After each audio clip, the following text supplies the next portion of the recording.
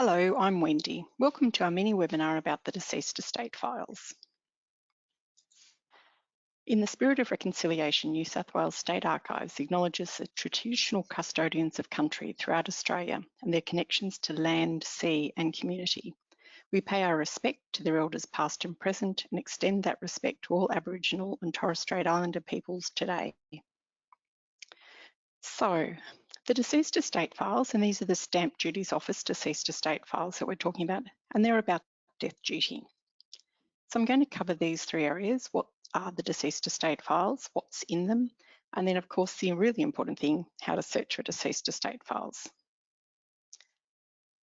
So the New South Wales government between about 1865 and 1874 had been imposing some death duties as a form of direct taxation.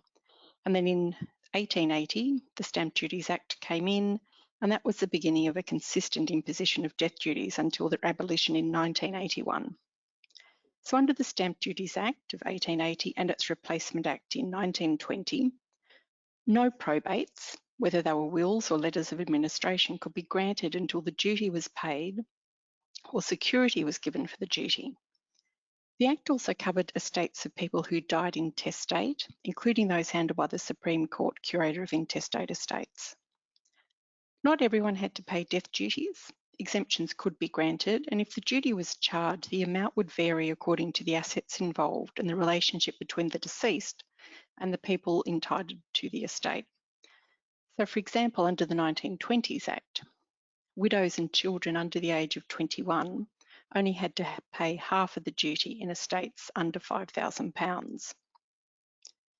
So if you've ever looked at the deceased estate indexes and come across Rudyard Kipling and thought, that's a bit odd, it really is that Rudyard Kipling. So duties also charged on estates of people living outside New South Wales, as long as they own sufficient property or possessions in New South Wales. Rudyard Kipling possessed shares that were registered in New South Wales, so there is a deceased estate file for him. Our files that we cover 1880 to 1958. And if you want some more information about the deceased estate files, you can also have a look at the Deceased Estate Guide on our website for some more background information. Death duties was not a popular tax. Maybe there's never been a popular tax, but the legacy is over 8,000 boxes of files, and some of the files have amazing detail, and they answer many questions. The files we hold cover 1880 to 1958, and they cover people from all walks of life. Some files are literally only a few pages, while others are more substantial. The series runs for nearly 80 years, so there are changes over time too, and not just a lot more of the information is typed, making it easier to read. There's usually a form of affidavit, like the one you can see there, that says whose estate it is. So in this case, it's Mary Duffy. Usually says where the person was. Mary lived in Casino, and usually gives a profession. So Mary is a widow. Profession's not always there, but it often is there.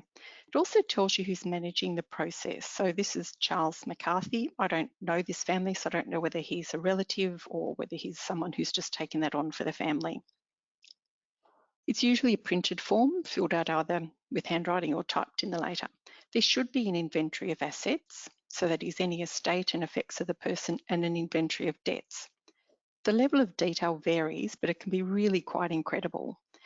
The inventories of both debts and assets really reflect the time period that they're from. So there's no TVs listed in lists of assets in 1911. It reflects the location, so you're going to find more cows listed in Casino than you would in Carlton, regardless of what year they're from. They often also reflect occupations, so you might find listed a surgeon's instruments versus a showman's tent. So let's have a little bit of a look at some more of Mary Duffy's estate. So then there'll be this standard, generally this standard inventory, which is really just about the sums of money. So this top one, Mary Duffy had £323 worth of real estate. She had £40 worth of livestock, and you can see that there's a reference to a schedule and another schedule there listing her £50 worth of personal effects. So let's have a look at those schedules. So Schedule 2 about the livestock. Mary had 16 head of horses, both broken in and unbroken, and 5 head of mixed cattle. And it gives you an individual price for those animals. When you come to the schedule which covers furniture, it gives you, I think, really quite a good idea of the sort of house that Mary had and possibly a little bit about the life that she led. So there's a piano, there's 8 pictures, there's 2 chests of drawers, 1 dozen chairs, 1 table, 1 whatnot, 1 small table, 3 beds and bedding, 3 dressing tables, 3 washstands, 1 stove, 1 kitchen table, and I'm hoping someone out there listening can tell me what the next word. To me, it looks like puree glass, and also some kitchen utensils. So we know, even without having a description of the house, that it's probably at least 2 bedrooms, probably 3. It's a well-furnished house, and it's not just things like whatnots. It's not just a utilitarian house. So you can get a picture. I don't know anything about Mary Duffy and her family other than through this, but it gives you a picture nonetheless. So this is John Morton, whose duty was paid in 1887. And this is just, I've just picked out the inventory. So John's personal estate, he had money in the Bank of New South Wales, £59. His furniture's worth £42, so not quite as much as Mary Duffy's. He had surgical instruments because, yes, he's a doctor. £10 worth of jewellery and personal effects. And then debts due to the deceased varying in amount from 5 shillings to £2, 2 shillings, but which it is considered a doubtful and unable, without great outlay, to be recovered. Presumably these are probably debts for his professional services, and I think that's not uncommon for a doctor. John's from Milton, in a country area in particular, that providing the services and knowing that in some cases it's not going to be paid. And then these are the debts that John Morton had. So he had a promissory note to Robert Roberts for £50. Then there's a list of companies, and you could try looking those up. So I think it's Peter and Harcourt, the Elliott Brothers, Lassiter and Co., Thompson and Giles. Then a sum for 2/4 of Echo.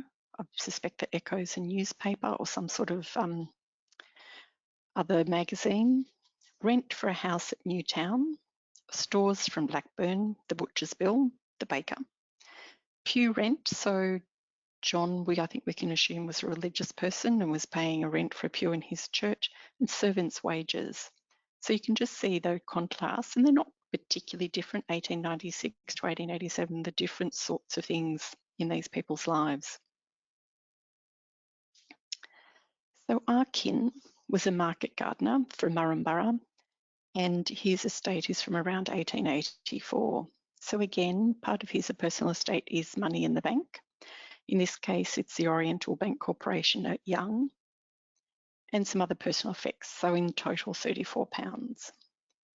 And his debts, he owes money to Hung Foot, and Hung Foot has also paid for the funeral expenses for Arkin. And then there are fees due to Dr. McDougall, formerly of Murrumburra, but presently at Cleanliness. So information about other people as well. And again, quite common things, funeral expenses, and particularly, as you'd expect for people that have died, a debt to a doctor is a really common thing to see in these lists.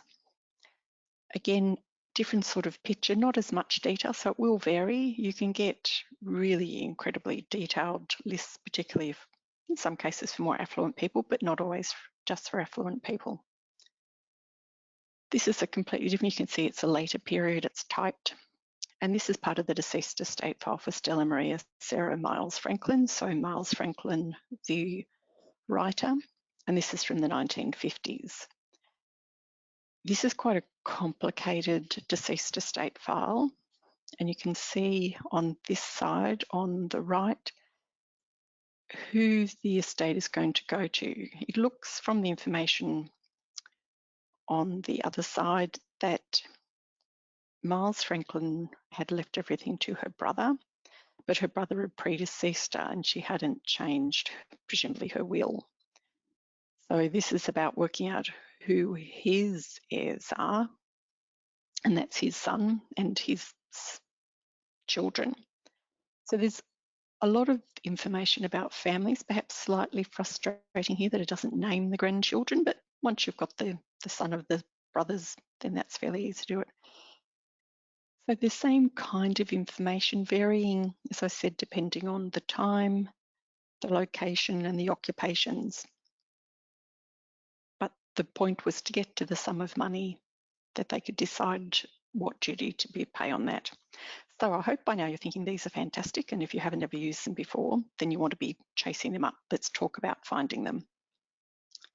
There are two places on our website you can search. You can search either in the Deceased Estate Index or in Collection Search.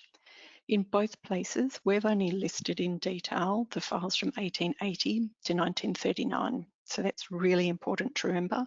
If you search for someone and don't find it, that could be why, if they died after 1939. To search for the period 1940 to 1959, you can either search on Ancestry for the deceased estate file indexes, or you could come into the reading room and look at the indexes on microfilm. So, whichever way you search, on online indexes or collection search, it's pretty much a personal preference. There are some benefits to doing both, so let's look at both ways. This is our website, records.nsw.gov.au, so scroll down past the bridge, type into the search box for collection search. So I've typed in Mary Duffy, and that's brought up 79 results, so that's all sorts of things that we have. As you can see, the first results are divorce files, which they often are. The wonderful thing about collection search is there are lots and lots of ways to filter the results. If you're just searching for deceased estate files, then the best way to do that is to scroll down. So you can see two scroll bars. As you move this scroll bar down, this one comes up. Scroll until you see entries in indexes, and then you can just click on deceased estate indexes, and that will just give you the 7 deceased estate indexes for Mary Duffy's in that period, 1880 to 1939. And this is our Mary Duffy, who died in Casino in the 1890s. So from here, you can either do a reading room request or a copy order request, whichever suits you. So the other way is to do it through the online indexes. So I would always just use the link from our webpage. Takes you to an alphabetical list. Click on D, click on deceased estates, and then you can search the index. So again, I've just used Mary Duffy. Brings up the same entries as you see in collection search. It just brings it up in a different way and has some, makes things easier perhaps to pick up. Place, occupations. It's also easier here to search by place, just in the deceased estate files, or even by occupation, or by an unusual first name or second name, which may run through your family. So has some flexibility that probably using collection search doesn't as much, which is not to say the collection search isn't great. Sometimes it means you get probate packet and deceased estate file in the same hit. You can also search by place, as I've said. So here I've searched for Brewarrina.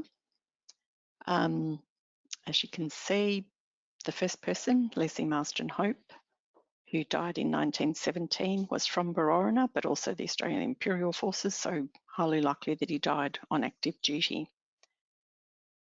If any of you have listened to me talk about our online indexes before, you'll already know that I'm about to say that the great thing about the online indexes are that you can export the results into something like Excel, sort them, rearrange them, which is fantastic if you're either looking for a place or if you're looking for a family, particularly if it's not the most uncommon name. Gives you the ability to sort them, match names, look at places, see patterns. So that can be really great. So final tip for the deceased estate files. If someone has a deceased estate file, they will often also have a probate packet, and the probate number may be written on the back of the deceased estate file, so always check. And of course, if you haven't used probate packets before, you can find a recorded mini webinar about probate packets on our website.